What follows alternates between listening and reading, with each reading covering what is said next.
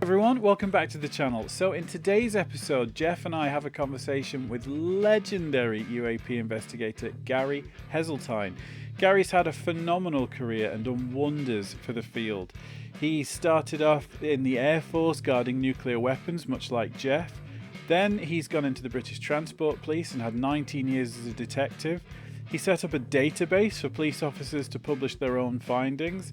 He's published UFO Truth magazine, and he's written several books, including Non-Human, which is an incredible, enlightening look at the Rendlesham forest case, of which he is one of the foremost experts.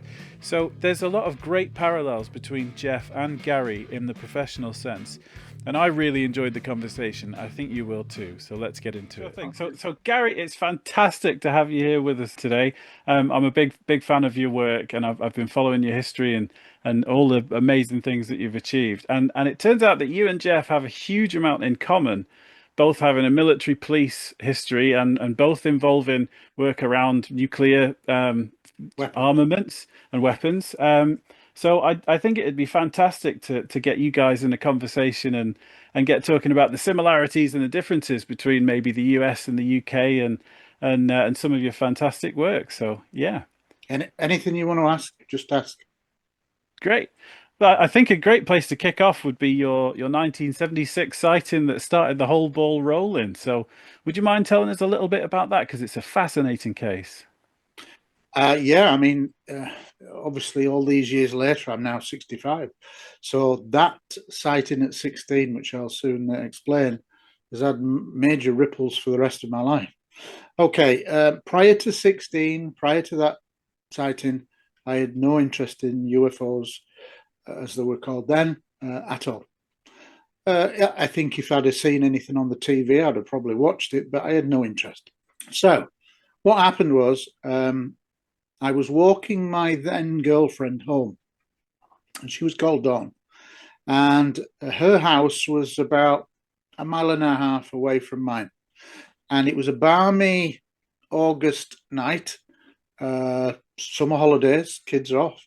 And to get to her house, we had to go along a very long, narrow pathway. We would say in the UK, footpath. And the footpath was approximately 300 meters long. And it ran parallel with my high school. Then I would call Frederick Gough Comprehensive School, the school I went to between the ages of 11 and 16. So if you can imagine, you've got your school, you've got your fence, cutting that off the side of the football fields. Then you've got this long, narrow footpath. And then on the other side of the footpath was what we call in the UK an allotment. It's where people grow their own vegetables, and you have lots of little patches. So it's called a vegetable, a vegetable patch, and so an allotment. So as we were walking by the side of my school and the allotment, in the distance we could see that there was a housing estate and all the power was on. I would estimate it's probably around 9 o'clock in the evening. I'm not exact about the time, but it was dark, and unusually for the UK, it was a lovely summer's evening, no wind, and there were no clouds, and it was perfect stars out, which in the UK is pretty rare to get those kind of balmy nights, but it was a warm August summer night. And as we got to probably what I would say was the darkest point of that long 300-meter stretch, so maybe 200 meters in, at the time, there were no street lamps at all on the pathway. So you had some illumination on the left because of the school lights, the building lights. Basically, no light on your right from the allotments and no light covering the actual footpath. But at the darkest point where you're actually across the fields, it was pretty dark. And all you could see in the distance was perhaps in another 100 meters or so was the end of the footpath, and then it went on to a housing estate and all the power was on. It was just a normal night. Well, as we're walking along, I'm pushing my bicycle at the time, and my girlfriend's on one side and the bicycle's with me on the other, and I'm just pushing it by the handlebars. Anyways, we're going along. I suddenly see to my right at perhaps a 60-degree angle from where we were. A bright white light. That's all I can describe it. I wouldn't even call it a sphere. I didn't even analyze it because it was so unusual, but it was much bigger than the background stars. That's what I noticed first. And it was moving. It didn't look like an aeroplane. It didn't look like a helicopter. It wasn't a shooting star. This was not some fleeting moment. And it was moving from right to left when I first saw it, 60-degree angle. And so it's going across our path. And if you can imagine that the footpath is directly straight in front of you, at some point it's going to cross over that footpath in terms of the distance, and you can make it like a 90 degrees. Well, as it went past, all of a sudden, all the housing in the distance, all the power of the estate that was in front of me, the housing estate, went off. But what was interesting was that it only was behind the object, which was moving in total silence. And I think that's what drew me to it. Normally, when you see something that seems relatively low in the sky, you're looking for conventional answers, and you're looking for noise of aircraft, navigation lights, anything like that. Well, there was none of that. And it was, I would just describe it as an extremely bright light. You know, when you've often seen like the Star of Bethlehem, it's seen in films, in old films, and it's just glowing and moving along very silently. It was like that. So obviously, when it had got past our path and the power had gone off behind it, my then girlfriend looked at me and like, whoa, what's that? And immediately, rightly or wrongly, she associated the light with having somehow interfered with the power grid. So we like stopped and we're watching. And I don't recall any conversation other than that she was actually quite frightened by it or taken aback by it. And basically, we watched it. It got our attention, and it was moving very, very slowly and silently. And I mean very slowly, not fast, just slowly going along, like gliding, for want of a better expression. And it was going in the direction of where I lived. And was actually on I didn't realize at the time, but was actually on quite a close trajectory to where I actually lived. I.e., it would pass over the house, as it turns out. So we're watching it, and it goes a bit further, bit further, bit further. And we're still looking at the school fields now, because if you can imagine, the buildings of the high school have stopped, and it's just football fields and cricket pitches and whatever. And so we're looking with a backdrop of a housing estate that's still on, not there, but it's still on in the distance, looking to our left. And then suddenly, boom, just like Richard Dreyfuss in Close Encounters, where he's looking down from the high ground, a second grid goes off, as it were. And at that point there, it's like, whoa, I'm really interested now. What is that like?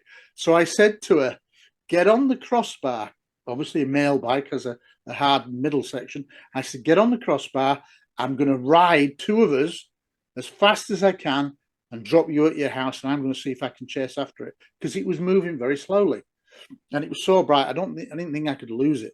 And her house was maybe collectively another 300 meters away from where we were when we first saw it. So I would have to go another 100 meters, then turn right on a road that took you straight up to the junction where she lived. So that was perhaps 300-400 meters max. So I'm racing like mad. She's on the crossbar. We get to her house. It's completely in darkness. And I drop her off at the front, and literally just drop her off, turn around, and then retrace my steps, go back down to the alleyway, and then race like mad. Now, when you come out, go in the opposite direction of the journey, you come out onto a road, what's called Grange Lane South, which was a main road that took you in the direction of where I lived. So literally, I turn right onto a main road, and I am absolutely racing as I can.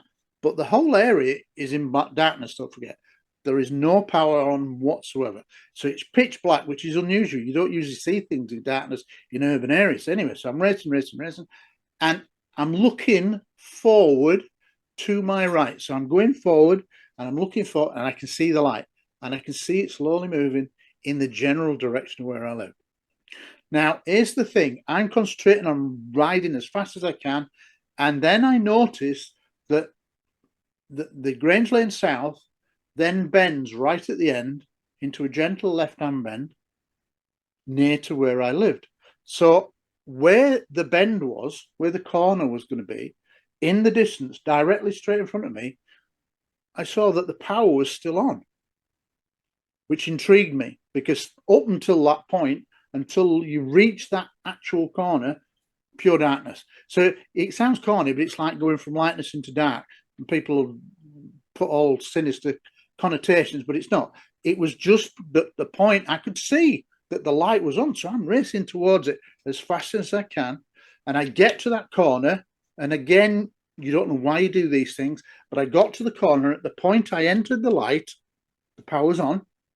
I look over my right shoulder and see that I've managed to just get ahead of the light. So now, maybe 10 degrees behind me, it's there, and it's moving really slowly, really in the direction of my house. So I literally race around the corner. I maybe go 75 meters maximum, and then I turn right onto another road that led directly right, another 75 meters, another right-hand turn onto Baysdale Road, and I lived at number 3, so at the top of the street, basically. So basically, I turned onto that Westdale Road, then 75 meters, turn right again, drop my bike out the front, the power's all on. So I rush in front. Yeah, I rush from the front of the garden, just a semi-detached house, a small 3-bedroom house, and I literally rush into the living room where I knew that my parents would be. And in England, we have this ritual of supper, where you have a cup of tea, sandwich, 9 o'clock, something like that. So it's around that time they're having supper, cup of tea, as Brits do. And I rush in and say, come outside. I think there's going to be a power cut caused by a strange light. And they just look at me, bemused, like, no, they don't move. Why would they? So anyway, I literally go right down the hall, just a few meters, left into the kitchen, through the kitchen, out the back door, and we had maybe a 40-meter, no, less 30-meter back garden. And so I went to the bottom of the garden, turned around to look back at my house now, and saw the objects was literally coming over my rooftop at what seemed like a higher altitude now, but it's over my rooftop. And I'm at the bottom of the garden. And I don't think if I ever mentioned this, is that at the bottom of my garden, there was a post. That it was just like a 6-foot post, concrete post, at the end of the path to the end of the garden. And I don't know why, and I don't know if this has anything to do with it, but basically, I'm thinking straight line, and I put my hand up in class, like I'm answering, making a 90 degrees. So it's got to go past my arm, as it were. So by the time it's come over me, and I'm watching it like that, and I don't know why I do it, I put my arm up like I'm in class. So that's my top of my hand, and then the object goes over. No sooner, literally the split second, that it goes past that 90 degrees that I've made, whole area plunged into darkness. Now that's ridiculous. How can I predict a power cut? And this is like, whoa. So I rush inside, the whole area into darkness, to see my mum going into the kitchen, going like that, because it's pitch black, trying to find a candle. And I said, look, I told you. And they just said, oh, it's a coincidence, whatever. And we weren't, this is so long ago, and we were not very techie. We weren't even on the phone. So it's not like I could ring anybody. The nearest phone was like 200 meters away in a shop. so I mean, who do you ring? Ghostbusters kind of thing. So I didn't even think about doing that. But that's basically what happened. And what I realized was that whatever the object was, having moved from one geographical position to perhaps a mile and a half, another geographical position, that light to have gone off at that time must have interacted with a power grid, because how could I predict a power cut? It's ridiculous. So I attributed that light. It's too big a coincidence that at the precise moment it goes past my induced 90 degrees, that the whole area is plunged into darkness. People can't predict power cuts like that. So I knew then that light, whatever it was very strange. I'm not saying it's a spaceship. I'm not saying that it's alien or anything. But what I'm saying is it was anomalous, and it was something that I could not explain. And to this day, I cannot explain. So that's where my interest began. Fascinating. So I've got so many questions. So, I mean, there's historically, as I'm sure you know, there's all sorts of cases. There was the New York blackouts reportedly associated with it, and Can I many come in others. there? Because Yeah. I got a validation moment with precisely the New York blackout. Ha. Because right now, anybody, and Jeff might, will come back to this, I guess, but a word I'd never heard of up until I got into UFO research was synchronicity. Now, yes, we would call it maybe in the UK coincidence. And of course, you do put things down to a lot of coincidences. But think about this, right? In 1976, in the UK, following that sighting, there was nothing. It was just before the era of VHS and Betamax video recorders, which would probably have come into the US a bit earlier than it usually did in the UK. So we were a bit behind. So literally the only thing I could do in 1976 with my interest peaked was look in a second-hand bookshop. All right. And I knew that there was a second-hand bookshop in on what was called Ashby High Street, which was the closest kind of area of main shops to where I lived in Scunthorpe. It was a suburb called Ashby of Scunthorpe. And I knew where the shop was. And so I went in one day. And here's the strange thing that kind of kicks off your life when you look back. I now know that there are thousands and thousands, perhaps hundreds of thousands of UFO books being written worldwide in many different languages. However, the very first book that I get turns out to be one of the key books written in history. And it was written by Major Donald Kehoe, who wrote 5 books, 5 classic books. And he's my hero for always sticking to his guns and saying aliens are real. And I kind of like to stay in that motto, or in that mindset. And the first book I got was his last book, Aliens from Space. All right. So it's his 5th book. And guess what? I'm reading this, and I didn't know it was an important book, but I'm reading it, and I'm reading about pilots chasing UFOs and thinking, hang on a minute, we're all supposed to be crazy, aren't we? That's the general tone. Yeah, flying saucers, don't be ridiculous. But I'm hearing about very real military people, pilots, military personnel, seeing and having credible sightings. And at one point in that book, he mentions the New York blackout of 1965. Wow, validation moment. And straight away, how freakish of all the thousands of books I could have got, that I get one that turns out to be my hero. And I also get a validation moment, which is absolutely bizarre, talking about New York blackout in 1965, Eastern Seaboard, 8 hours, black, and rumoured to have been caused by UFOs blowing out the circuit boards. And so straight away, that's one of the first things that struck me as being odd. But I just thought I'd throw that anecdote in because it's always amazed me. That's fascinating. I mean, Jeff and I talk about synchronicity all the time. It's definitely hand in glove with this topic once you Well, get into it, isn't it? well, as my life has gone on, bear in mind that I didn't become an active public researcher until I was 42. So 2002 is when I went public with the creation of an unofficial national police database for recording UK police officers. And I was a detective constable at the time. So that was unusual. I got a lot of press publicity and whatever, because I was somebody deemed as credible, taking a look at something deemed as incredible. And so, but when I look back at all the things that happened, I did not, you think you have a sighting at 16, and then literally I do nothing with it of such, UFO wise, in terms of research other than private reading, until I'm 42. And I look back at it now, and we talk about synchronicity, and I could go on loads of other things. And I know that I've spoken to many other researchers who've had very similar kind of timelines and strange coincidences and synchronicities.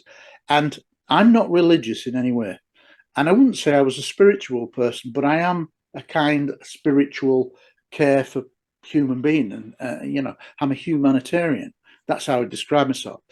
So in that sense, I guess you have to be a bit spiritual. But in the sense of what's happened throughout my life, I now just put it down to fate. It's as if somebody said, Gary, you're a sleeper, 42, come and step up now. Time to come out of the closet.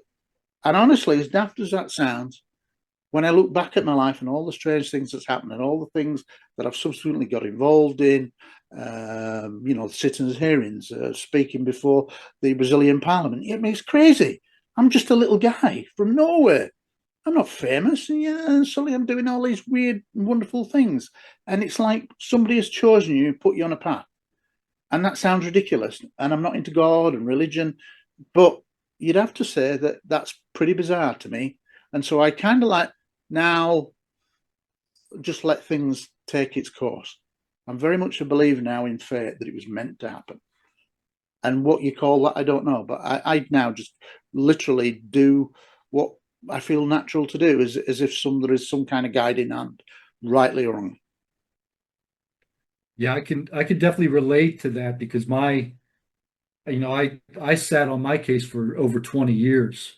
Yeah. And in my 40s, I had that push to do something with it, with the knowledge of it. Well, it kind of grows over a period of time, and a few things happened. I mean, what really got me into going public is a very circuitous route, because we then move on until I'm maybe mid-30s. And I just happened, by then a police officer from 1989 onwards. I'd served 6 years in the Royal Air Force as a police officer. And so, like, I'd been in the military, I joined the police. And I remember I was on the Leeds railway station. Leeds, the fifth biggest city in the UK. And I went into WH Smith's, a big newsagent chain. And suddenly I come across this glossy, printed, beautiful looking magazine called UFO Magazine, colour. And, years before, when I looked at UFO literature, it was little black and white booklets stuck together with pins, and then suddenly there's this beautiful looking glossy magazine that looked a par with any other glossy magazine. And I remember getting it and I'm thinking, wow. And I'd been away from the subject really for a long time in terms of reading books. That initial phase of getting all the books I could get, it kind of waned after 2 or 3 years. And then I'd had children, I'd been in the Air Force. You kind of just have your life. And then this magazine seems to be the catalyst. So we're talking maybe 1995, 96. And I see this magazine and it's in colour. And I'm thinking, wow, this has changed dramatically. And it looked brilliant. And here's the strange thing. I worked in Leeds, right? Where do you think that magazine was printed and based? Go on. Right there. It was based 11 miles away from Leeds, literally an outer suburb called Yeadon originally. Wow. And what's the odds of that? Now, I was a detective at that point, meaning that I could kind of like take the CID car out and I go for what we call a T-stop. I'm just making inquiries, but you weren't followed around in uniform like that. You had a lot more autonomy then as a detective. And so when I realized that it was that close, I thought, I must do something about this. It's like a sign, And the other thing that I saw was that the magazine at the back had like a book section, and it reviewed latest UFO books. Well, I hadn't bought a UFO book for 15 years. And then suddenly I see all these books and I'm thinking, wow, I fancy getting that one. There was Tim Good's book, Above Top Secret, Beyond Top Secret, Nick Redfern's books. And I thought, I'm going to get those. And I think it was that, aided by the fact that the magazine was based so close, that it kind of drew me in. But it took a very strange twist, because my first passion in life is the cinema. I was taken to the cinema as a kid every Saturday. I just loved the movies and still do. And I guess I'd always dreamed of maybe being in a movie or having something to do with movies. Well, as I read all these books, I'm still impressed by the fact that there is so much credible evidence from what I would call credible people, like police officers, air traffic controllers, radar operators, astronauts, cosmonauts, commercial pilots, military pilots.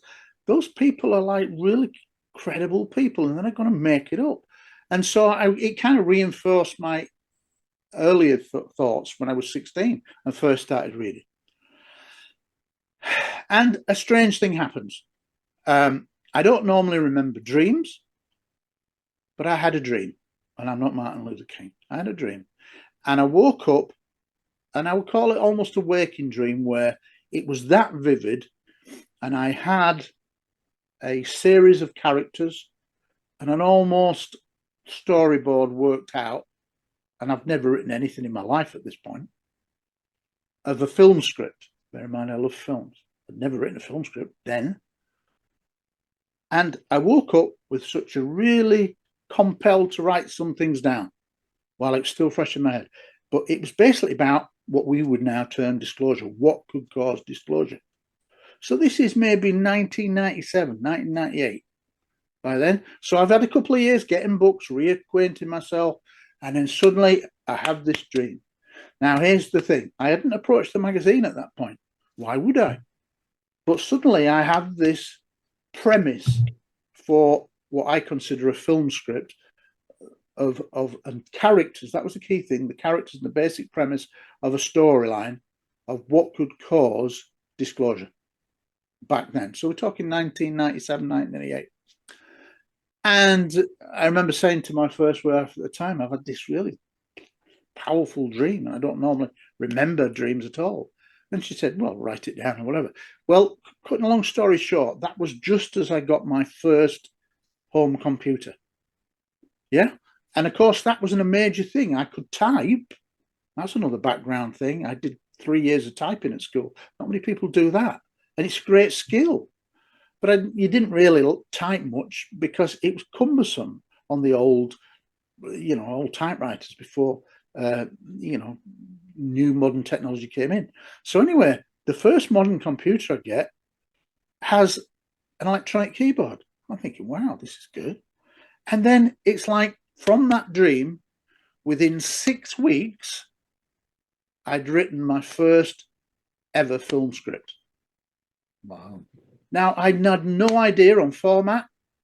The only books that I'd ever seen was like plays with Shakespeare, where you put the name in the middle and some written text underneath it when somebody was spoken, and maybe put the odd he was laughing or something like that.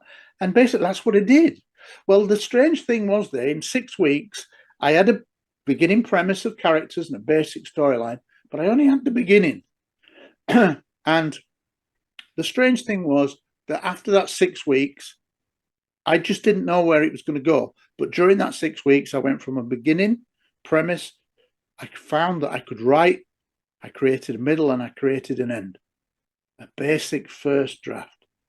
In 6 weeks, I'd never written anything other than an essay in school. And I didn't really pay particular attention at school. So I was not the greatest student because I was more interested in sport. But that's what happened. And then here's the thing. I'm a detective and I've got this kind of strange side in my background, and I'm feeling, I guess, compelled to do something. I wrote this script and I thought, I need some kind of validation. So what do? So I printed it off, loads of single pages. So it's like that, a big, thick inch wad, stuck a pin through them all, as it were. And I took it to my police station, and I started to show people, some of my trusted colleagues. Said, just have a read that. Let me know what your feedback is. I've always never minded constructive feedback. Nobody should mind constructive feedback. And anyway, the first person read it and they said, oh, brilliant, that's really good, Gary, or Gaz, as they would call me. Right, that's brilliant, Gaz. So then I think, well, okay, I've got a bit of confidence now. I'll show it to another colleague. And literally within 3 months, it'd gone around the police station. It was only a small police station, maybe 20 people. And maybe 10 or 11 had read it. And they'd all come back saying it'd make a great book. They didn't read it like as a screenplay, which I did because I love cinema. But they just read it like, oh, make a great book. And I'm thinking, I can't write a book. It's a totally different method to writing screenplays. And of course, I still didn't know anything about the intricacies of final draft, etc., blah, blah, blah. But anyway, once I got that feedback, it was a validation moment, because they were saying, you can write, Gary. You've got a good story here. And it gave me the confidence to do what came next. Well, what came next was I was working on a Sunday. And I'm not sure. And in fact, no, I was probably off as a detective on a Sunday. But I remember going on a Sunday and driving to Leeds and driving out the other side of Leeds towards Yeadon, towards Skipton in Yeadon, and going to, I located the office where UFO Truth magazine was located. And I went there, I'd never been there before, and it had a big post box on the door, UFO Truth magazine. And I remember I put it in a big brown envelope, big printed off, put it in with a little cover letter, thinking I'll never hear from these again. But I shoved it through. Now, about 2 months later, having kind of forgotten it all, thinking nobody's going to respond, I get a phone call. It's about 5 p.m. In England, would say tea time. And get a phone call, and it turns out to be it's the editor of UFO magazine, this printed magazine, and he's called Graham Birdsall, who turns out to be a very famous in the late 80s, early 90s, up to 2000 in the UK for his work in British UFO research. And he was absolutely enthused. He said, "This will make a brilliant film. I'll help you in any way I can," and blah, blah, blah. "I want you to come to one of my conferences." So straight away, he used to organise the biggest UFO 3-day conference in Europe that was in Leeds at the university. I mean, it's on my doorstep. And he says, I'll give you some complimentary tickets. He says, "Come down, just have a see what you think." But he actually said to me, "I want to interview you on the Friday night." Well, the main 2 days were Saturday and Sunday, but on the Friday night it began. And they'd usually have a few what we'd call armchair guests, just to have a one-to-one chat with. He said, "I want to do an armchair chat with you because you're new, you're a police officer, a detective. He's brilliant for the subject." He was totally enthused. And I remember thinking, Jesus, okay, all right. Didn't expect this. And we're talking 700 people in the auditorium. Well, I'd never spoken to anybody, bar the classroom kind of thing. And then suddenly I'm sat in an armchair, one-to-one, with the editor in front of 700 people. But it turns out it was like water off a duck's back to me, as we would say in the UK. It didn't bother me. I was never intimidated by the press or crowds or whatever. I just took to it. I don't know why, but I took to it. And I remember doing that. And I stuck around, and he invited me to some of the speaker behind the scenes things. He said, "Well, come for lunch, meal with us," and blah, blah, blah. And it's all complimentary. And I'm thinking, wow. And you see what I mean? None of this was anticipated. None of this was planned. And yet here I am suddenly meeting some of the top people. People like Stanton Friedman was there. I think even John Mack was there. Oh. And it was like, wow, I'm in awe. Because I'd read about them in the magazine in the preceding few years, reacquainted myself. And then suddenly I'm literally rubbing shoulders with him. And he'd actually wanted to invite me back the following year to be a main speaker for one of the Saturday Sunday. But the sad thing was that after 2 years of meeting Graham, he suddenly had a brain hemorrhage and he died at the age of 49.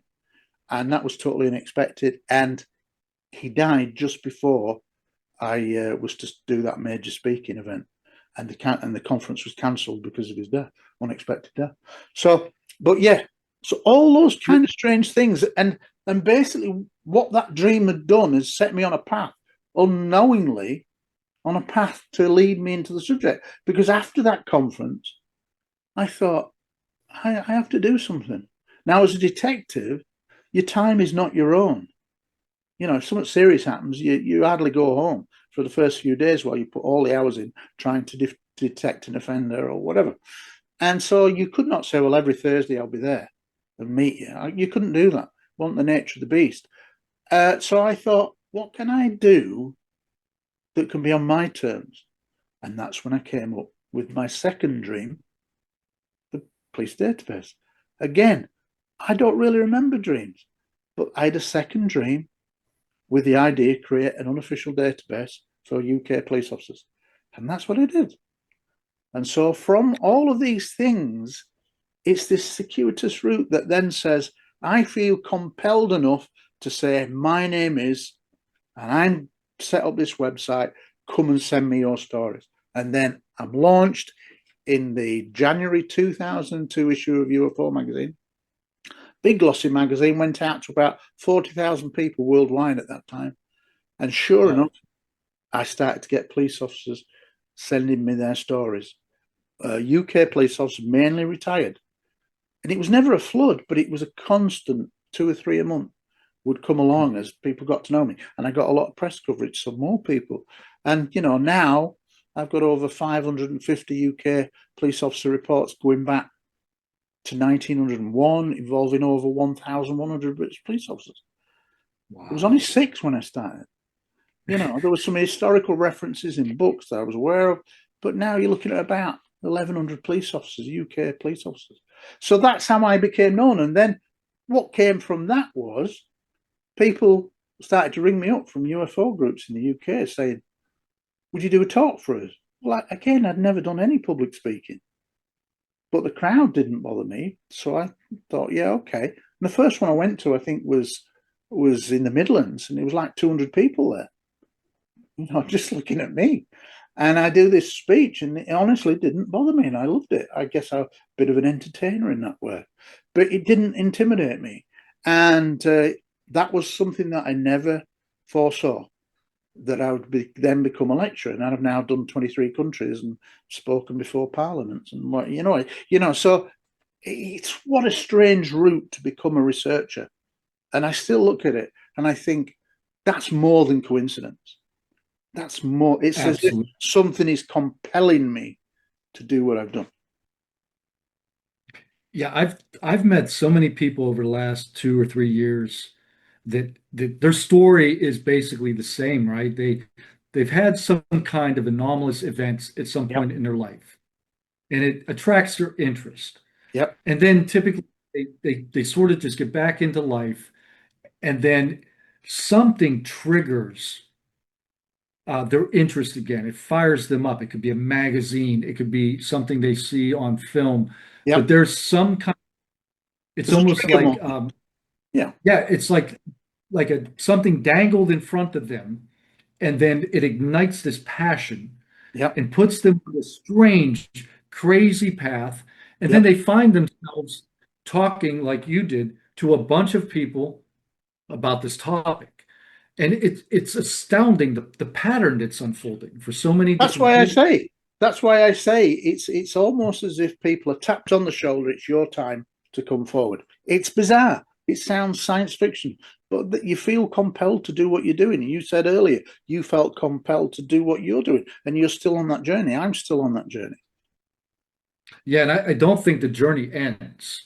No. You know, it's not like, I don't think you get to a point you're like, okay, I've done what I was supposed to do, and now I'm done. I think it's a lifelong quest we are on, you know, and that's what's so great about meeting people that have had similar experiences, because you need someone that you can share with, that, you know, that understands the insanity that you're talking about, these coincidences, these synchronicities, that the math, the probability of them occurring are like almost impossible, right? It would have to be like the odds.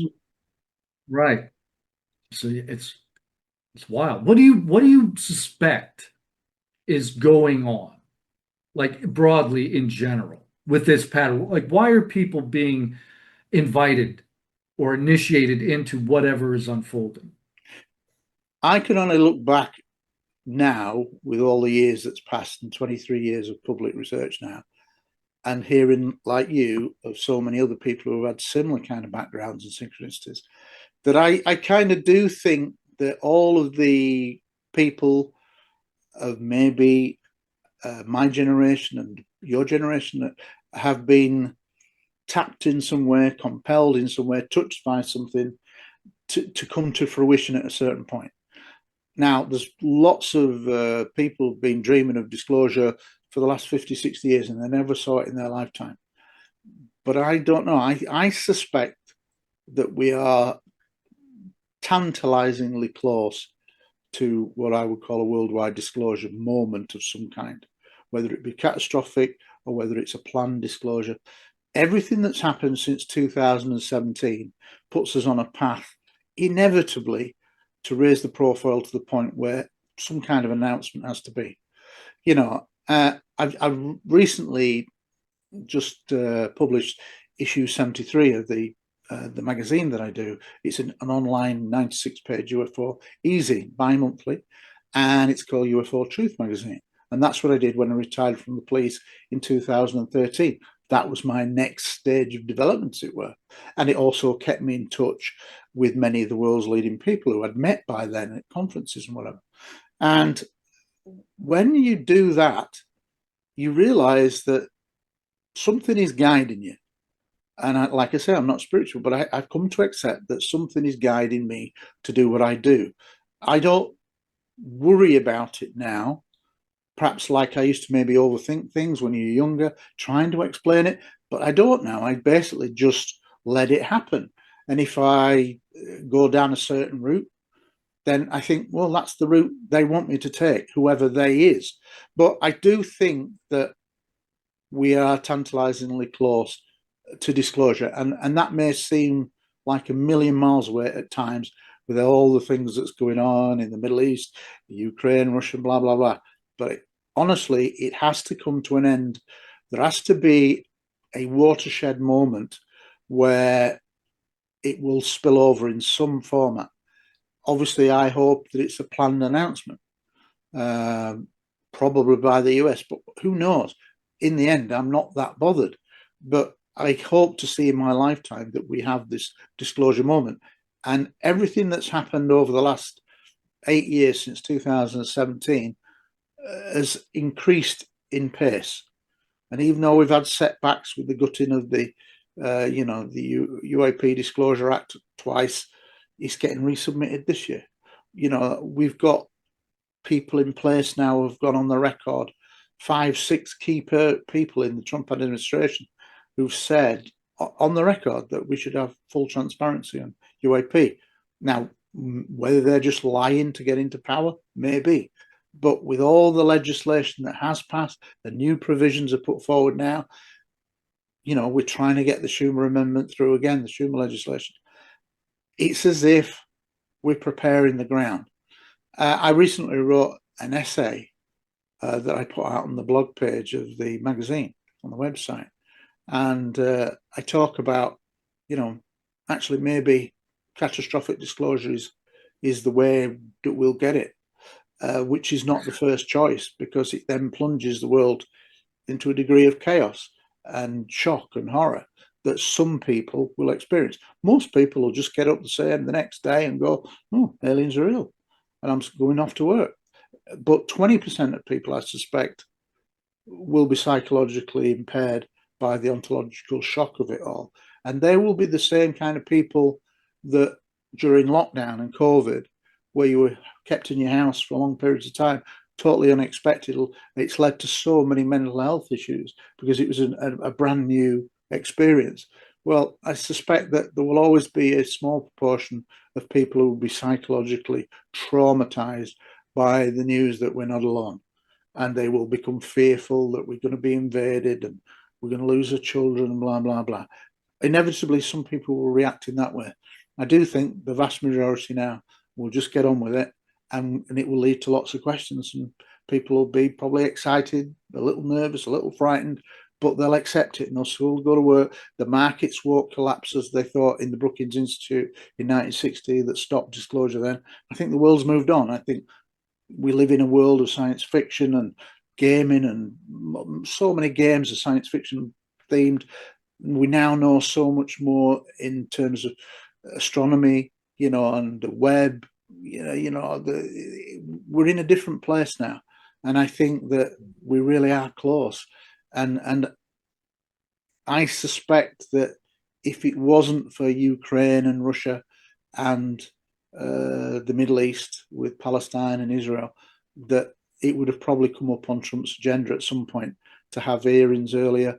The task force that was appointed under Anna Paulina Luna, it's all got put on the back burner. If you remember, 3 months ago, the Age of Disclosure documentary, which had what, 34 highly, high-level people involved, including Senator Marco Rubio, now the Secretary of State, what, third enrolled for the third most important role in the administration. That only played once, I think, at a Midwest film festival, and then it's not been released. And I suspect that was meant to come out with an announcement.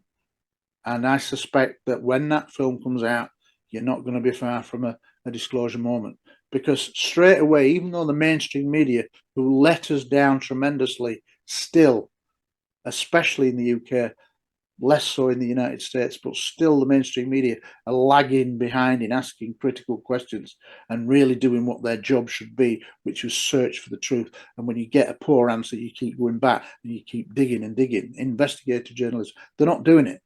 But imagine if that film comes out and Marco Rubio can't come out of it. It's there. He's on record. Jay Stratton, Hal Puthoff, Eric Davis. And have you noticed, just in the last couple of months, Eric Davis, we've known of Eric Davis for a long time, leading UFO scientist, but he's never said that much on the record. It's like, well, I can't really talk about that. Oh, yeah, so yeah, I am a scientist, but I can't really talk about that.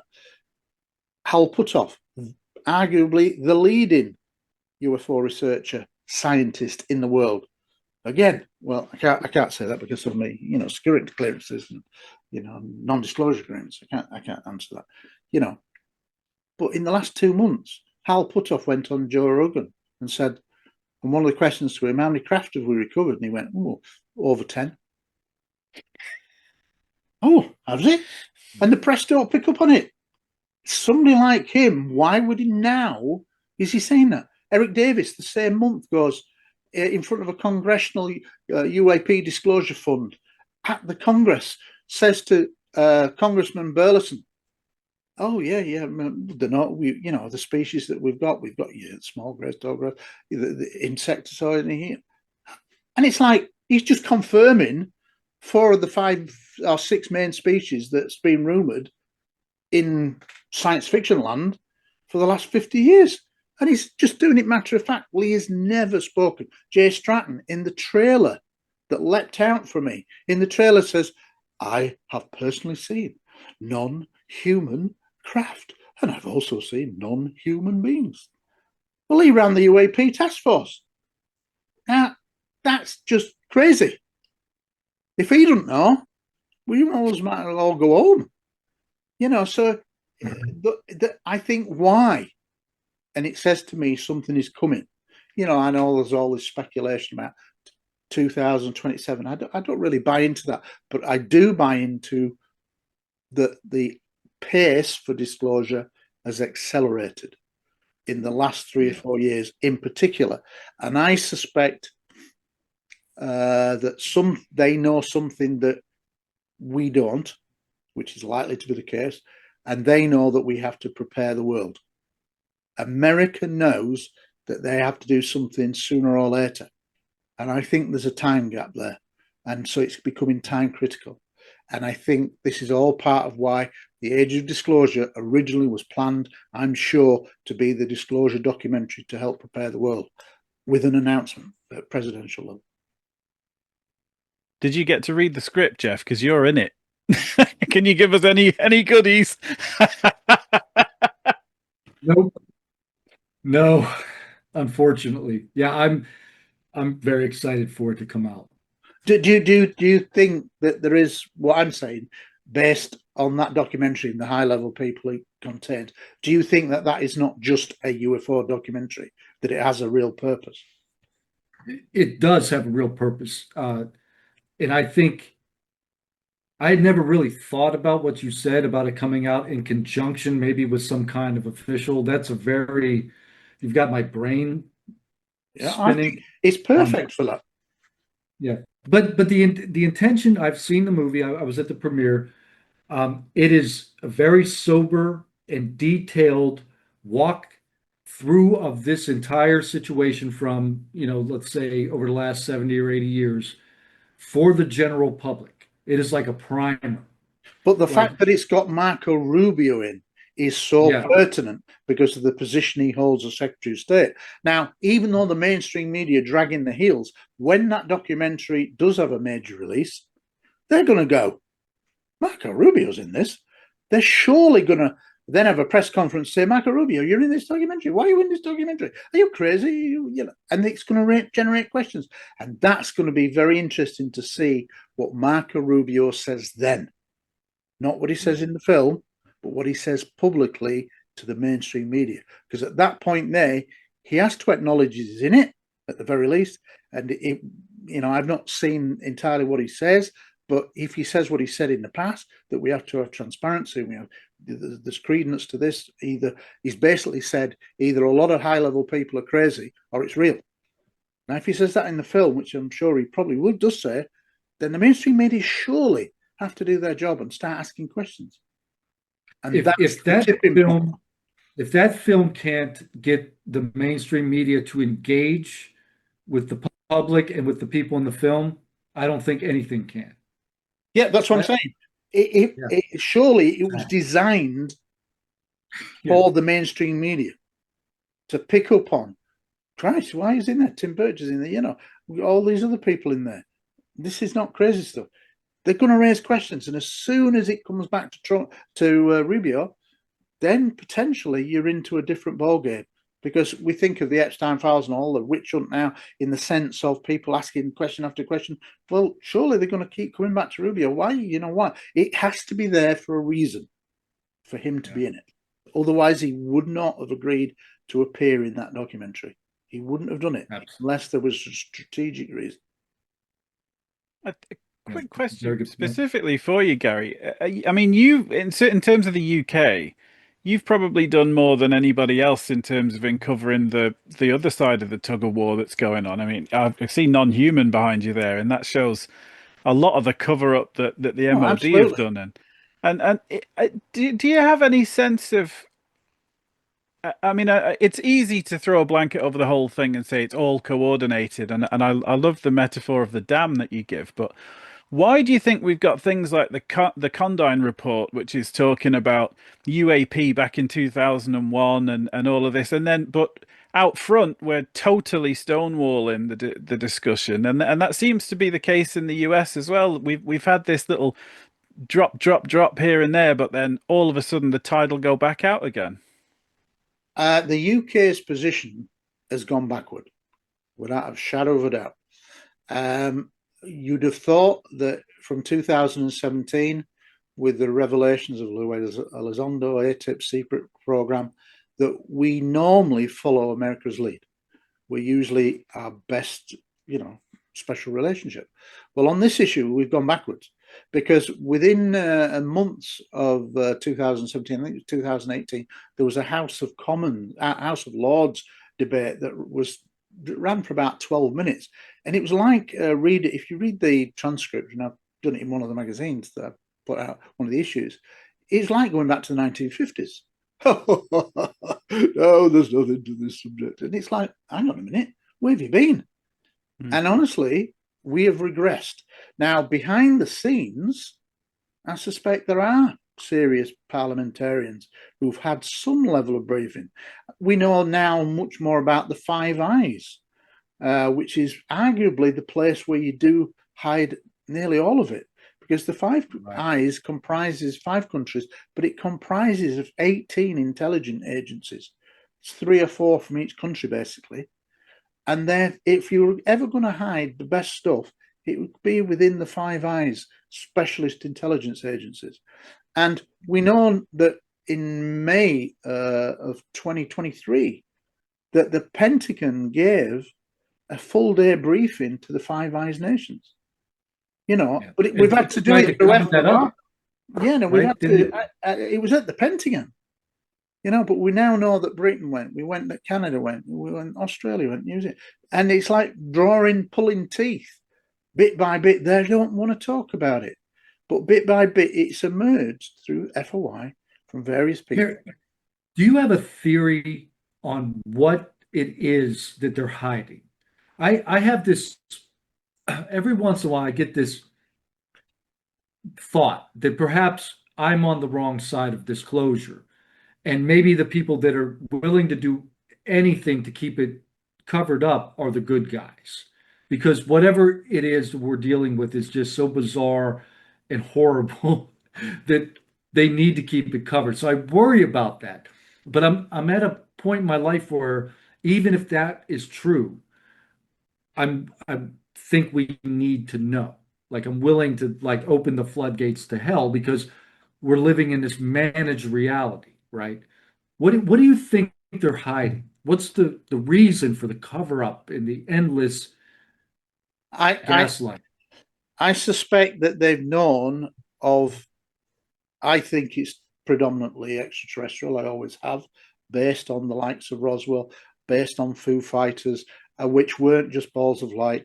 There are two great reports from 1942 and 1944 at the in the English Records Office of two Lancaster bomber crews encountering things over raids over Germany and France, where they see structured craft, metallic, huge craft. So it's not just little balls of light, and we've got all the crew of 12 seeing it and corroborating it and getting debriefed separately and whatever.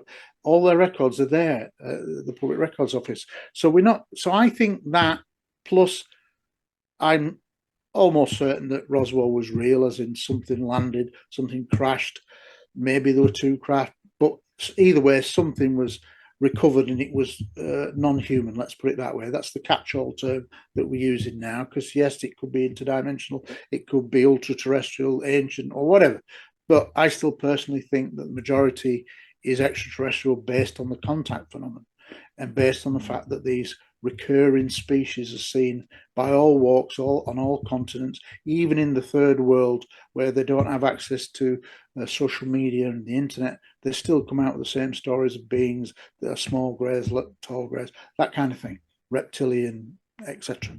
So I think it is almost certainly there is an extraterrestrial connection. Now, you say you worry about it. I don't worry about it because I just let things happen now. I don't have sleepless nights about it. If I don't really speculate too much as to why, because I'll probably never know. And I'm an evidential kind of person. But if you're asking me that question, it could be a number of things. It could be that the truth is simply too terrifying to be told. And maybe there were real, genuine reasons after the Second World War and the Cold War to keep it covered up for a time. I understand that. But with the collapse of the Soviet Union in 1991, that should have been the time when, we should say, all right, okay, that era is gone. Let's have a new era of transparency. It should have ended then. The fact that it didn't says to me that it's just a cover-up. It could be that America know that Russia or China, probably China, have recovered craft and they're close to a major breakthrough in that technology to reverse engineer. It may well be that the US have got lots of craft, but they don't even know how to switch them on, that it's that far in advance. Well, what if Russia or China have got the same number of type of craft and yet they've managed to make a breakthrough? And remember that everybody's trying to weaponize that technology, because they all say whoever gets that technology first will become the most powerful nation on the earth. And I suspect that the fact that there isn't open research to accrue the best scientific minds to all work on the problem because it's hidden away means that we're lagging behind. Maybe I suspect that China, and maybe Russia to an extent, but I think it's more likely China with the economic and the technological growth that they've had, certainly over the last 20, 30 years, is that they're very close to doing that and becoming that number one nation, that they've got reversed engineering extraterrestrial technology. And then America is then never going to get close because they won't allow you to get close again because they've got this technology. You don't have it. You're never going to have it. Yeah. A bit like the US saying to, various countries, you can't have Iran, you can't have a nuclear weapon. Well, maybe China will then say to the US, you will never have extraterrestrial technology. And I think there's a possibility that that may be coming and driving this, that they've got to say, the Americans, that this is real. Unfortunately, we've lied to you for the last 80 years, but we lied to you but this is the situation now. We're in a race to recover this technology and make it America, to protect the free world, whether you agree on that or not. If that was the case, America could then say, we're telling you it's real. We're going to give you the information that says it's real. We now want all scientists, the best brains in the world, to come and help us. Get away from the stigma. All come forward. Let's get our best minds together and see if we can crack this together. Because at the moment, there's very few people, apart from people like in Lockheed Martin and people like that, who are in, and it's buried under so much levels of secrecy that even the bloke next door to you don't know if he's read into it. You don't know. Now that's ridiculous. You're not going to get the best scientific minds. And yet, at times in history, we think of developing the atomic weapon and whatever, it was the best minds from around the world being brought in to really give it, a scientific approach to, really have a good session. Let's see if we can solve this. And bit by bit they did. Well, I think America's lagging behind in that technological field. And I think that could be a driver, because they know that they're only a matter of a couple of years away from cracking it. And unless America says we're real and appeals then, it allows them to appeal for the best scientific minds to come together, they're never going to even have a chance of trying to get there before the Chinese. I think that could be a driver. I think Jim Semivan let the mask slip a little bit when he said it was indigestible, and then he kind of borderline lost his temper and said, look, the greatest minds that we can ask can't figure this out. So how are we going to explain this to people, below the intelligence average, to put it politely? This is something which is fundamentally reshaping what a human is and what reality is. Just like John Mack used to say, this thing is a thing of consciousness, and so it's best kind of left alone. But I do just want to pull a quick string whilst I've got you both. So you mentioned Lockheed, and we are currently being told that the things seen over nuclear sites or the Tic Tac or whatever are potentially a Lockheed thing. Now, you've both guarded nuclear weapons. So, as patronizing as it may seem, or as simple a thing, do you mind just weighing in on just how likely or unlikely it is that a weapons company is testing things out over a nuclear site? It wouldn't happen. It wouldn't happen, because you're live round. I don't know what it was like exactly in terms of number of rounds or what weapons. You probably had F-16s where you had an SLR machine rifle, where sometimes you were given a submachine gun. You always carried a 9mm pistol. So you perhaps had 60 rounds per shift that you were given, and then you had to give them back at the end of the shift. You don't mess with nuclear weapons, because it was Cold War when I was there. I was in there from 83 to 89. I served at 2 nuclear bases, one in the UK, which was RAF Huntington, and then I also served at RAF Larbrook in what was then West Germany. And they were both weapon storage areas. Now, in the UK, we didn't call them weapon storage areas. We call them supplementary storage areas, SSAs, which was the UK name. Americans just call them WSA, weapon storage areas. Exactly the same. Nobody would mess around with people carrying live weapons 365, 24/7. You just wouldn't do it. It's too dangerous, and the secrecy in getting involved into those sites was extreme, and there was lethal force. If anybody came towards those fence lines and were a direct threat, you would have permission to take them out. So people talk about, the SAS were doing tricks and whatever.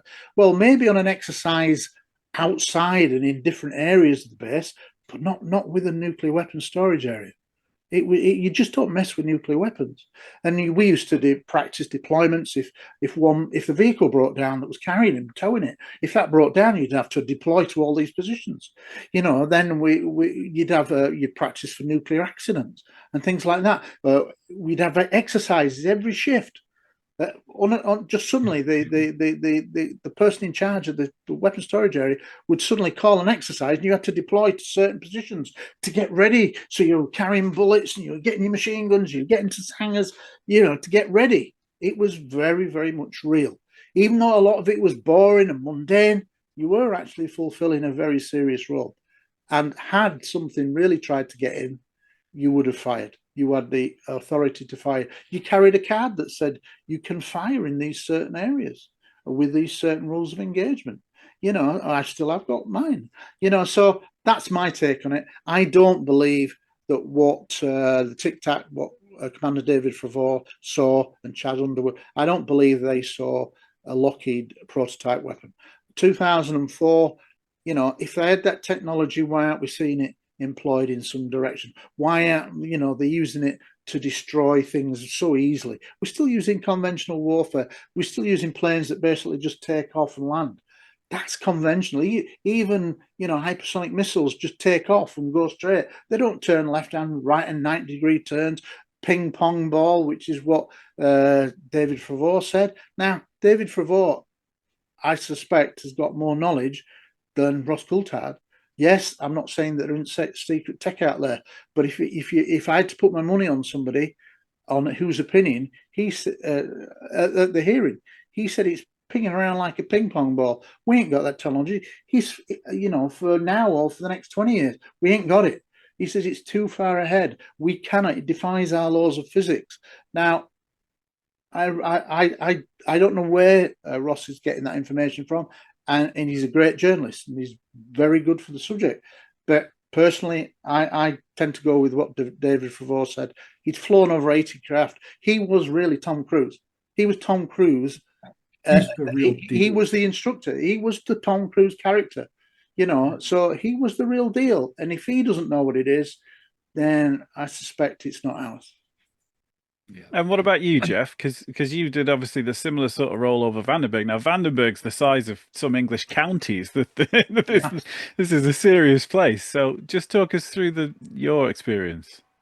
Yeah, I mean, it's exactly the same thing. The Air Force's primary mission is to protect the nuclear weapons. And I mean, there's nothing taken more seriously than that. Like the rules are clear. If something comes into a weapons storage area, either in the air or on the ground or from underground, you kill it. I mean, period. Like we shoot to kill. Yeah. The only rule was you give the order to halt if you can, if it's feasible. Yeah. But if somebody comes over a fence in a weapons storage area, the rule challenge them. Yeah. You try to challenge them if you can, to tell them to stop, and then you kill them. Yeah. And that's it. So, and I've said this publicly before, the objects over Vandenberg, we didn't engage them, but they should have. In some they should have. But there are, there should have been engagement. When in Rendlesham Forest, I found a witness called Steve Langero. There'd been a lot of speculation over the years about whether there were any witnesses inside who'd go on the record. Well, eventually he did. And for my book, he's called Steve Langero. And he was new to the base. He'd only been on the base literally 2 or 3 weeks. He finds him on shelf inside a weapons storage area being shadowed by an experienced airman, which makes sense. I'd done that role. You're walking around inside, you're on security foot patrol, and he's walking around with an experienced person. He's just learning the ropes. This is what you do, probably 2 hours out, 2 hours in, that kind of thing. But he's learning the ropes from an experienced airman. And then he said they saw a UFO over the forest, shining a beam down into the weapons storage area hot row. And he said it did this. He said it did a pendulum arc all the way down the hot row, which was about 300 meters long, and he describes it as it was like scanning, like as if it was checking for what munitions are in there. Now, here's the thing about Rendlesham. I've always thought it was to do with nuclear weapons. Why? Because at the time, in late December 1980, there were hundreds of thousands of Soviet troops massing on the borders of Poland. Poland was threatening to rebel against the Soviet Union. It was still part of the Soviet Union. If you remember, Lech Wałęsa, who was the leader of the Gdansk shipyard workers, who went on to be president, he was saying that, you know, we've got to change things. And it looked like hundreds of thousands were just going to roll in and the tanks and put down the rebellion like they had done in Czechoslovakia and in Hungary during the Soviet era. So it very much like that happened. So that's a world event happening. Plus, we also had 52 American hostages. We had the Iranian hostage crisis, right? So that was another real tension in the Middle East.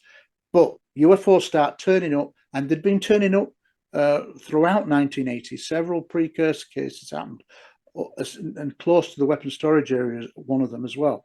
And basically, they turn up to do a nuclear inspection. Why? When I first met Colonel Holt in 2007, on the very first night that I met him, bizarrely, we're doing some filming for the UFO Hunters program with Bill Burns, and we got there to the hotel in Ipswich about the same time. He's checked in just before me. He doesn't know me, but I recognize him. I approach him and say, look, I've been invited to come down because of my experience of working on weapons storage areas, and I'm also a UFO researcher. So we weren't needed filming. Cut a long story short, we're inside the hotel. It's got like a bar area. We sit there and we're chatting away like we're best mates for 3 hours. It was a great exchange. He was relaxed and whatever. But he told me there were more nuclear weapons in RAF Bentwaters weapons storage area than anywhere else in Britain. That's what he said, initially Britain. 3 years later, I then do a walk around the forest with him, as per trying to retrace his audio tape, the famous Holt audio tape. And my second wife was with us, and she's just doing intermittent filming as we're walking around. She's not a great camera woman, blah, blah, blah. And it wasn't being filmed all the time. She didn't get it on film, but at one point he says to both of us, there were more nuclear weapons at RAF Bentwaters than anywhere else in Europe. That's why you must turn up. Yes, and what people don't realise is the weapon storage area is a small enclosed area with twin fences and outer and inner fences and blah, blah, blah. But when those hangar doors open, not that we were ever supposed to look, but sometimes you did because you're curious. And if nobody was looking, you'd look. And you see the technicians opening the bottom doors, the floor doors, and then they get lowered down. They go underground. How far, I don't know, but there could be hundreds, if not thousands, of nuclear weapons underground. Now, it was a nuclear base. I found a document for the book that said Bentwaters had 25 nuclear weapons. In reality, I suspect there were hundreds that went against all the armament treaties, and that's why UFOs turn up at a time of critical world tension with the Middle East and what was happening in Poland. And that's why they do a nuclear inspection and go, they could destabilize the world. Mm-hmm. That's my private thought. Yeah. It's a clear link to nuclear weapons. And everyone fixates on the lighthouse, but you've got the Orford Nest Nuclear Research Facility just a stone's throw away as well. And then when you consider Lakenheath, which is in the last couple of months re-signed a treaty that's right, and they've had things flying over there, and you're telling me that we've not had nuclear weapons in Lakenheath with everything that's been brewing up. So there's far more evidence of that type of storyline than testing prototype equipment without the knowledge of two armed forces, because you've got to get over the UK Ministry of Defence and then into the US area on Lakenheath. So it's wild. The bottom line is that let's take the premise that it was man-made, reverse engineered from probably ET, but it was man-made, prototype or whatever. Well, why haven't we seen that technology? Whenever something is developed in stealth, it's usually 20 years behind its public unveiling. Well, we're talking 2004, and 21 years later, nobody's talking about it. And I think he's probably being given false information because he's probably getting too close to the truth. And he's been because he's a renowned journalist in his own right before becoming involved in UFOs. He has some power as a journalist, and I suspect that he is getting quite close to finding the truth. And he probably knows a hell of a lot more than I do.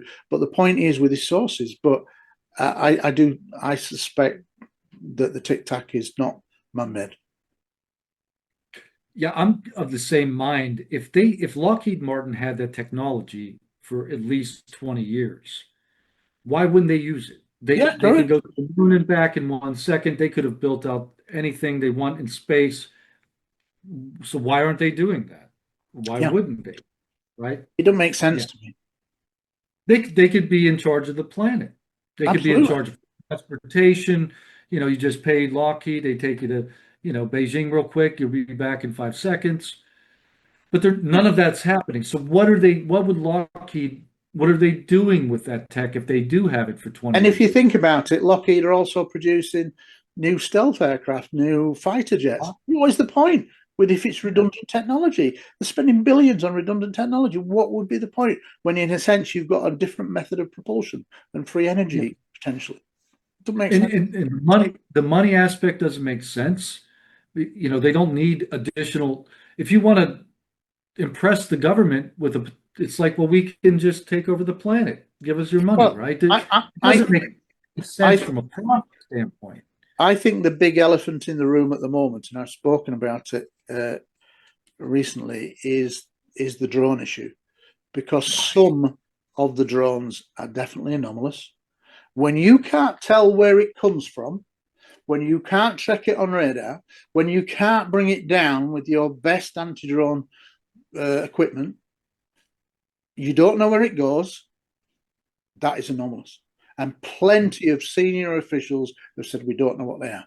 And if you think about what happened at Langley, 17 consecutive nights, they even had to move a squadron of, what was it, F-22s or F-35s to somewhere else. Well, if something is in your airspace, you would normally shoot it down over a military base. And all these cases where military ships have been swarmed at sea, well, there's no excuse for not shooting them there. You ain't going to kill people in the sea. So why aren't you taking them down? But all they do is they get the snooper teams out. Oh, let's get some great video. Let's get some great photographs. They're collecting Yeah. information But because if they they run know they into can't take them down. yeah, It's something yeah, is anomalous, and maybe they're too frightened to engage in case they take the ship out with one zap. Grant Cameron said it's only been our airspace for 100 years. So whose is it really? Well, absolutely, it's a great point. It's a great yeah. point. But yeah, there's lots of ways to look at it, and I think that some of the drones are definitely anomalous and they're not explained, and we can't track them. And again, one of the things that I point to with the drone issue is we've all seen how terrifying conventional drones are in the Ukraine-Russia war, and how quickly they've adapted small hobbyist drones and make them lethal killing weapons. And literally, they're like flies. You can't get away. You're dead. It's terrifying. It Now, is terrible. I've seen the videos. so why aren't those incredible anomalous drones wiping the floor if they're Russian with the Ukrainians? And why not, if the Ukrainians have got this special technology, why aren't they taking out everything left, right, and centre? Because they can't be tracked, can't be brought now.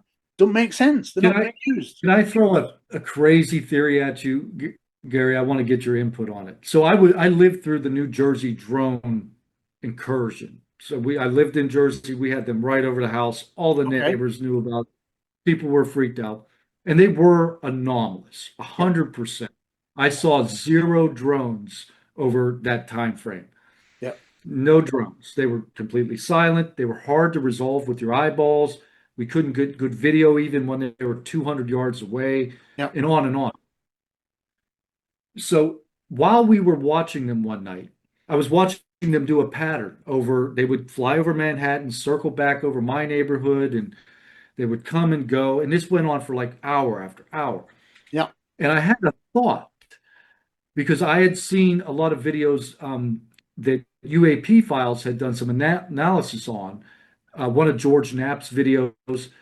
And when they really go frame by frame on these objects, they look biological. They look weird. They look like, and they're very disturbing images. So I was thinking about that, watching them in this pattern. And the idea is, well, maybe they are biological.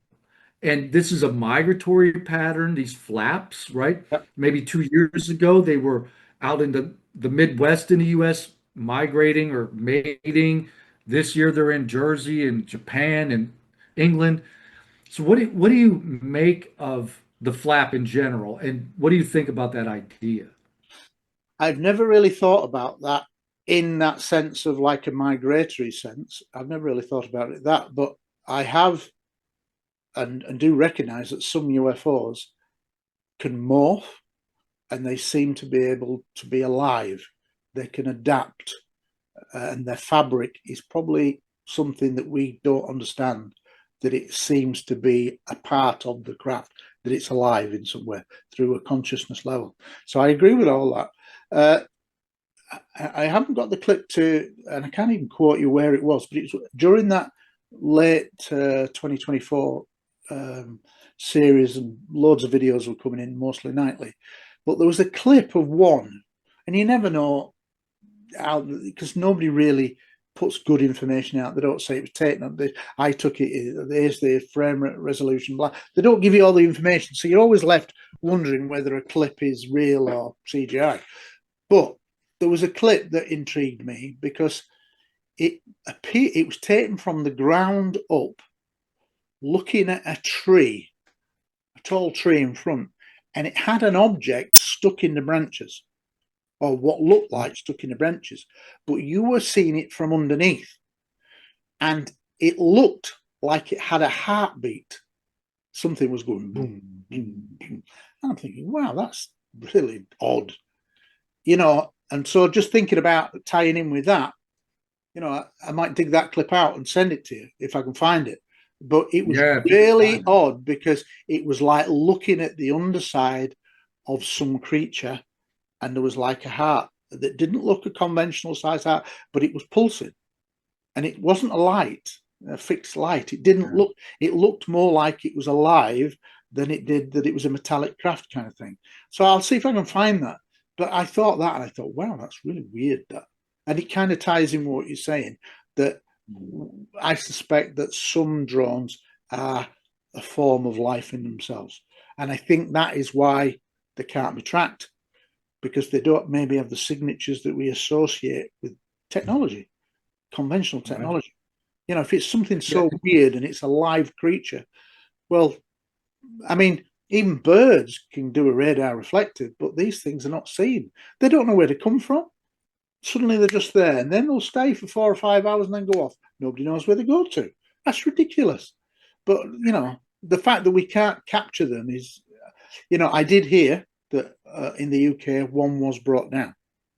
How true that is, I don't know. One of my police sources said one had been brought down. And no doubt if that happened, it's being tested left, right, center, probably shipped to the States. But I saw a video, I don't know if it's real, during the drone flap. And it showed what allegedly was a drone that crashed onto a highway, and there was a response. There was a big crowd of cops and firefighters around. I don't know if that actually happened though. No, I don't believe that one is real. I think just people are trying to, you know, there'll be some other incident, and then it'll be done through clever editing. It'll put it together. I don't think there's any credence to that. But you know, I wouldn't be surprised if the US have brought one down. You know, but more likely, I mean, one of the things that Hal Puthoff said with Joe Rogan was that basically, not only have we recovered craft, they've been left for us. That is a key point, right? So maybe they're saying, "Come on, we'll give you a bit of a help now. Yeah, try work this out." Or on a darker note, maybe it's a donation, and then we bring it right into our lair. Right now, they're on the inside. Like we've got whatever Trojan horse, right? Yeah. Yeah. Wow, that's very dark. That's very dark. That's where my brain goes in, and I have to fight. So Area 51 is going to suddenly erupt with a volcano, and it's a Trojan horse. Wow. I'll play good cop then. I think it's more like the monolith in 2001, where it gives us something to, you know, like giving a caveman a motorbike, and next thing you know, we're working down that technology tree. But for somebody like him to say that it was like deliberately left, it really does raise this question of, do they want us to evolve quicker than what we are? and have they got a purpose for us to become more technologically aware? And you know, why would you? It's like saying, here's a new smartphone, see if you can work that out. Well, Leonardo da Vinci, the greatest mind of his era, no matter how long he studied it, he'd never work out what it was, because just 400 years is too big a leap. But I always say this to, you know, to astronomers who say, oh, the distances are too far. It's ridiculous. If civilization has evolved just 5,000 years ahead of Earth time, then they've got 5,000 years ahead of propulsion than us. And we're finding things, and the way we've accelerated just in the last 100 years is beyond belief. So where are you going to be in 5,000 years? What if it's 1,000,000 years ahead of us? It would be magic to us, you know. So distances mean nothing. We used to spend weeks and weeks and weeks just crossing the English Channel, and then it got faster and new technology, and then trains, and then aircraft, and the distances just reduce and reduce. Well, it's the same in space. I've no doubt that as species evolve methods of propulsion, you become like a Star Trek scenario, where literally you can just press a button and you're going to be in another star system. And it's crazy to have a closed mind. Science has got a bit of a closed mind when it comes to this, because they fear thinking out of the box, and really it should be the opposite. I'm a layman, but thinking out of the box is there's no barriers to time's distance. It could all be part of the same thing, and it's not linear, and wormholes and whatever. It's going through some kind of a bridge, an arc through a wormhole, and suddenly you're in a different time, different galaxy. Who knows? But if you're that far advanced, we wouldn't have a clue. We wouldn't even recognize it. You know, I often think, well, what if we think of life as conventional in the sense of, you know, we've got a garden fence that's 6 foot high, 2 meters high kind of thing. Well, what if you're miniaturized, that you're so small, but you're extraterrestrial, and that's your norm, and we're the giants? We wouldn't even see them, but they're actually technically superior to us, because they're flying around us. We wouldn't even see them, because the size of a fly or an insect, we wouldn't see them. You know, people are going about, you know, squid and octopuses having so many brains and incredible what they can do. Well, that might be a form of extraterrestrial that came here a long time ago. Who knows? The fact that we think they're just slippery in the sea and they're wonderful, weird creatures don't mean anything. Whales could be speaking. They say that whales can talk to each other. Well, we're only just beginning to find these things out. So it's really us discovering more about our species and the world around us. Well, things may have been coming here for thousands, if not millions of years. They may live in that. I honestly believe that there are UFO bases in the deepest ocean trenches. We only know 10% of the ocean. Tim Galladay says it all the time. We've got to get it more mapped. We know more about the surface of the moon and Mars than we do about our own ocean. That's crazy. So UFOs for decades have been seen coming in and out of large bodies of water. So they're here. And I often think, why nuclear weapons? And again, it's all speculation. But I suspect the reason why they're drawn to nuclear weapons is because they know it could destroy the planet. And if you do go into a mutually assured destruction nuclear war, then the whole planet gets ruined for thousands of years, if not hundreds of thousands of years, and the oceans become contaminated, and that's their habitat as well. So, you know, they don't want nuclear war. I think that's why that seems to be a recurring theme, is that they're interested in nuclear weapons. And I suspect it's because they've got either halfway house bases deep down, logical place to hide. We can't go down there. Very few people have ever gone down to the bottom of the trenches.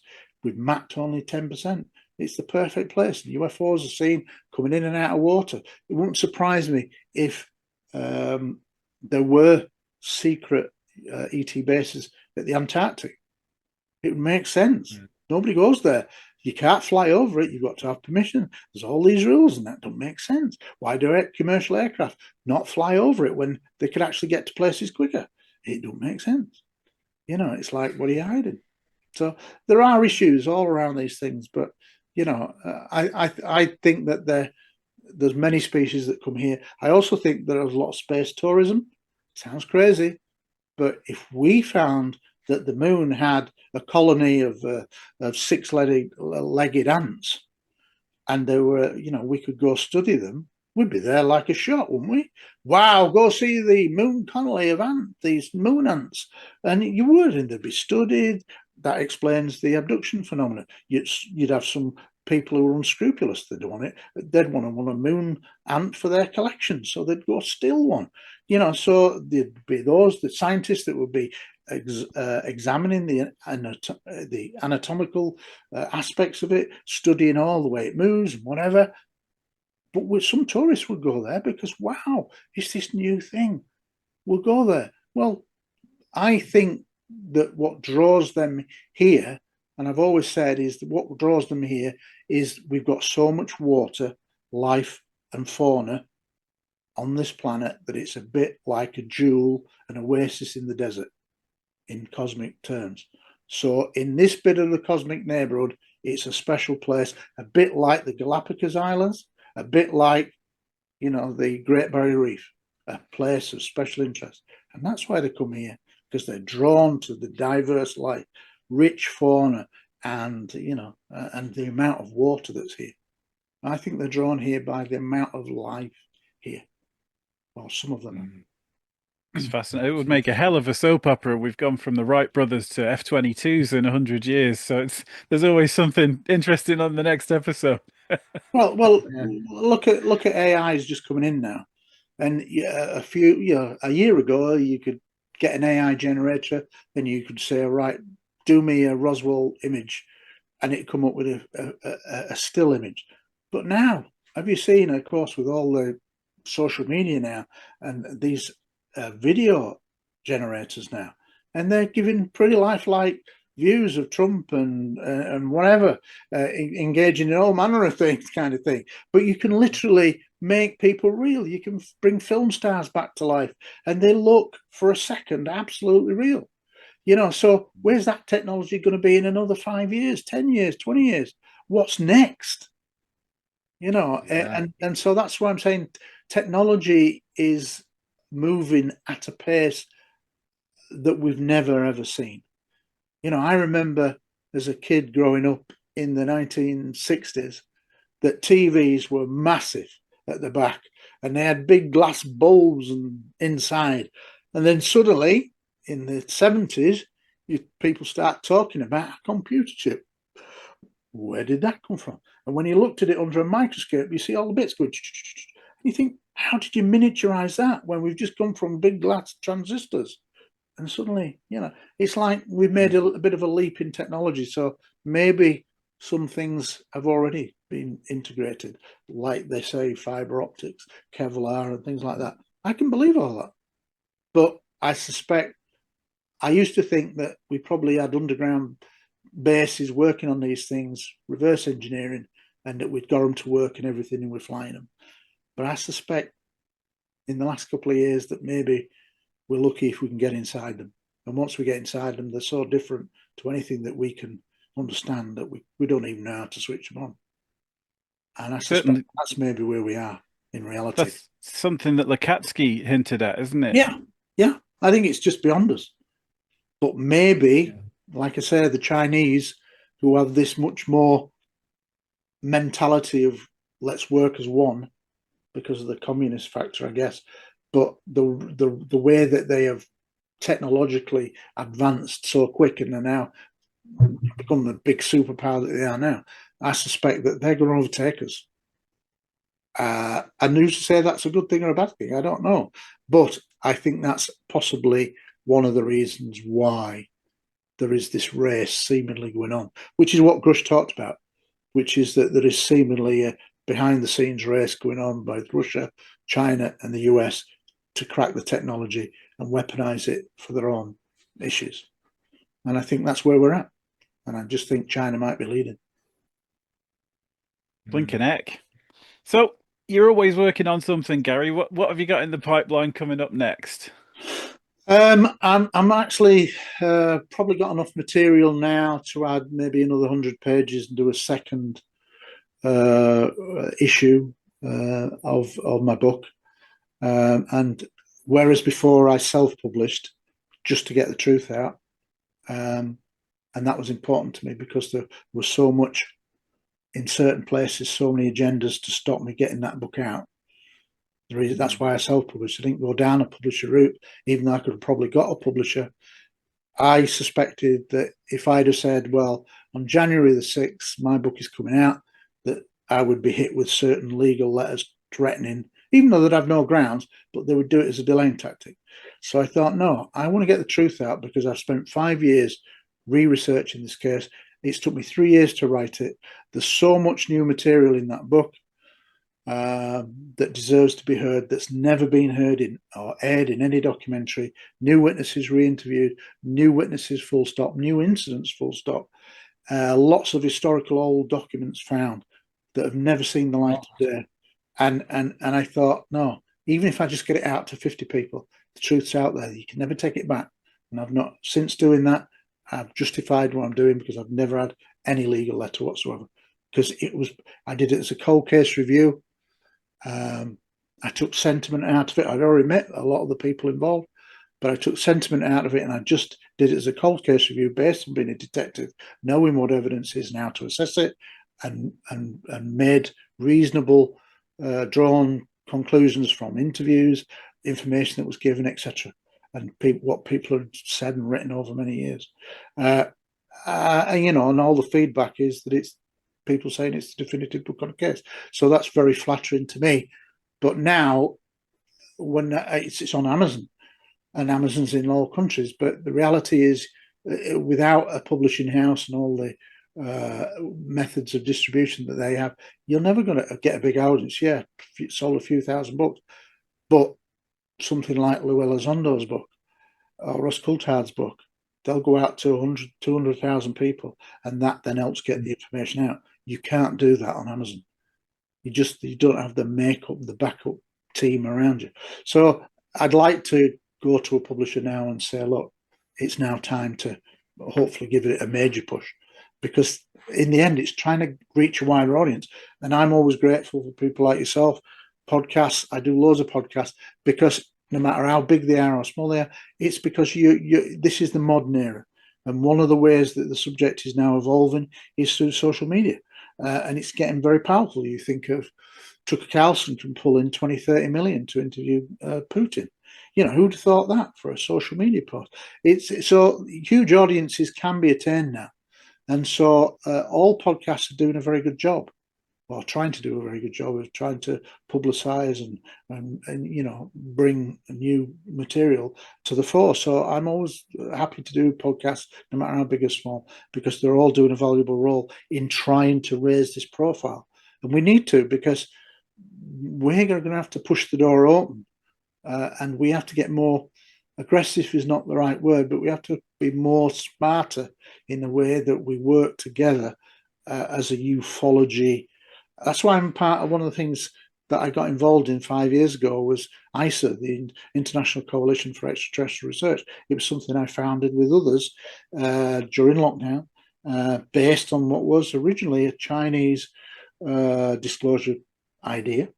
They fell away, but we kept it going during COVID and lockdowns. And, we now got, 28 countries, national representatives. Well, this is a global issue. And I'm the vice president now. We have to be looking at the subject globally. America, unfortunately, is very insular. A lot of people think UFOs just happen in America. It's crazy. It's so big a country, but a lot of Americans still think that UFOs just happen in America. Why us, kind of thing? Well, it's not. It's global, and it's been around and replicated right to the 1940s and earlier. So we have to start looking at things globally. We have to come together as a human race, and we're not. It's very American centric, and we have to start broadening the issues and say, look, this is real. We have to come together and deal with it. How do we educate the public that's been lied to for the last 80 plus years? That's the mission, right? Yeah. That's so ISA's main role is education. We're designing educational programs and courses to educate not only the public but businesses. Because imagine if we go into catastrophic disclosure tomorrow, we have another Phoenix Lights incident. I often say that that's the scenario that would create now catastrophic moment. 1997, tracked by 50,000 people over a couple of hundred miles, ends up stopping, boomerang, mile wide over the city. You see lights, but then all you had was grainy video, and the technology wasn't there to nail it down. Well, what would happen now if that happened tomorrow? People, 4K cameras, 8K cameras, live streaming. So there's something going over the city there. You're going to get better images, unless there's some block by the craft, which is entirely possible, that stops you getting the images. But if it was seen, people could see it and record it, they're going to go, wow, this needs to go live. Let's go live streaming. Well, there's an object captured. Everybody goes, wow, live stream. I'm watching it too. So you get 50,000 people watching it. And with it being live streamed, you then cannot contain the information getting out there because everybody would go viral. We have the ability to go viral in minutes. If there was a nuclear weapon dropped on anywhere around the world, the news would be viral in minutes. And that's what we can do now. So I suspect that if an incident like the Phoenix Lights happens, everybody would start live streaming, and the authorities could not contain the amount of information that would be thousands of people getting involved. You know, if you think about Independence Day, and Will Smith comes out of his house and everybody's packing up and he's looking around, where's everybody going? And then he sees the big craft in daylight. Well, imagine now that scenario happening over Phoenix in daylight. People's going to go, wow, colour, 4K, 8K, photographs, video, live stream. Everybody's going to go boom, boom. And suddenly then it's going to be on the news. But you can't contain it. And then you're into catastrophic disclosure. And with all that comes with that and the ontological shock that would come, some in particular would struggle. So that's your worst case scenario. But we're getting closer to that moment. And I think this is partially what Carl Nell was on about, with we need to get there quicker. We need to have a systematic rollout and to avoid catastrophic disclosure. Somebody like him on the inside, why is he going to say that? You know, why is he going to come up with this phrase? Because it's a real possibility that something's going to happen. And one day, Tuesday, you're in a normal world. And then Wednesday, it's catastrophic disclosure, and you're into a disclosure world. And 95% of the world doesn't have a clue because it's been trivialized and stigmatized for 80 years. You know, certainly since 1953, the Robertson panel. That's when the era of real debunking begins, 1953. So anyone born after 1953 has lived in a world of official debunking. You know, so this is where we're at. And that's a pretty scary place, I think, for a lot of people. And so that's why I say, if we don't get disclosure this year, I suspect that we're edging very close to catastrophic disclosure, because every 2 or 3 years, there's usually a major event. But the technology is now at a point where we can do something about it, and it can't be contained. The information that it would produce cannot be contained like it was in 1997, where they could say, oh no, it's aircraft flares. You know, we'll line it up with a mountain. No, it's just flares. And it was so grainy, they kind of got away with it. And then, of course, they put pressure on the governor, Five Symington, and he gets an alien dressed up and does a big press conference, trivializes it. 10 years later, he says, actually, I saw it too. But it's too late then. Yeah. The moment was lost. You had a real disclosure moment then when he called that press conference, because there was the world's media gathering there. And then he pulled a stunt. But I suspect it was do that or you're dead. I suspect he got a threat. And maybe if it was you or me, with your threat of your kids being killed and whatever, you might just go, I know what to do. You probably do the same, so you can't condemn him too much. But I do believe that there was a disclosure glimpse there, because the press was really interested in it.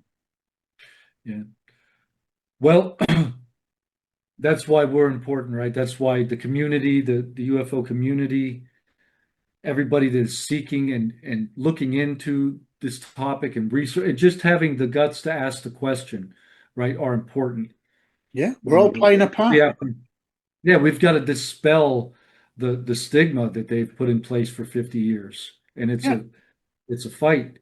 So I really appreciate the work, you're doing and trying to educate the public and investigating and for sharing it takes a lot of courage to share your personal events. And I never think of it in courage, but when I look at other people, I think, well, you are courageous to put your head above the parapet. But I don't think of myself in that way because I've been doing it for so long. But I suppose in retrospectively, when you look back, you look at other people and you think, oh, I'm glad you came forward. It's like I look at people like Tim Galladay, who's such a beautiful speaker on the subject, and with his background and his rank, he's a real positive for the subject because he just exudes humanity, common sense, and you think he's a real plus for this subject. So again, you know, I'm thankful for people like him coming forward. Yeah. Great. Thank you so much for joining us. And I would definitely, I think you and I will be talking and with Tom again in the future. Anytime. There's a ton of things I want to talk to you about. Oh my God. But thank you so much for being gracious with your time and meeting with me and Tom today. Oh no, it's my pleasure. And anytime. I love talking about this subject. I think people often say Gary's very passionate, and you can see the passion that I have because I exude it, I guess. But it is, and I'm 65. I want to see disclosure before I die. I really do. Yeah. I keep saying it. I can't believe this is all happening in my lifetime. And we're closer now than we've ever been in the last 60 years. So, it's a lot of people go, yeah. But no, we are with all the legislation that's been passed, all the things, especially in America. We're really close. We're really close. And technology is driving this. Technology is driving it. I'm excited to see what comes next, especially with this update to your book, man. So can't wait to have you back. Anytime you want, whatever issue you want to talk about on the subject, I'm happy to oblige. Brilliant.